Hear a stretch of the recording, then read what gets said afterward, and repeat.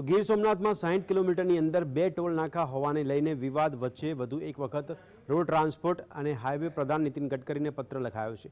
ઉનાના પૂર્વ ધારાસભ્ય પુંજા વંશ બાદ જિલ્લા પંચાયતના ન્યાય સમિતિના ચેરમેન આર.સી. ચાવડાએ નીતિન ગડકરીને પત્ર લખ્યો છે।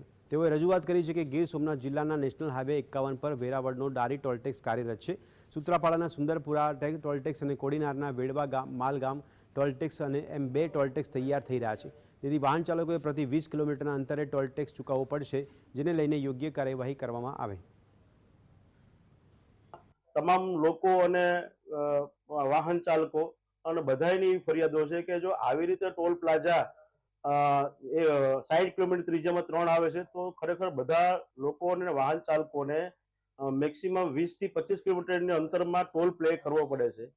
એના માટે અમને વારંવાર આવી રજૂઆત મળતી હોય એના સંદર્ભે અમે માનનીય નીતિનભાઈ ગડકરી સાહેબ અને અમારા જે મુખ્યમંત્રી સાહેબને અમે નકલ રવાના કરી છે અને આ બાબતે ખાસ સરકારશ્રીને અને માનનીય મુખ્યમંત્રી શ્રી સાહેબને અને નીતિનભાઈ ગડકરી સાહેબને અમારી એક રિક્વેસ્ટ છે કે ગીર સોમનાથ જિલ્લાના જે આ 3 ટોલ પ્લાઝા છે એમાંથી એક ટોલ પ્લાઝા લોકહિત દ્વારા તેના દ્વારા એક યોગ્ય પગલાં લેવામાં આવે એવી મારી વિનંતી છે, માંગણી છે।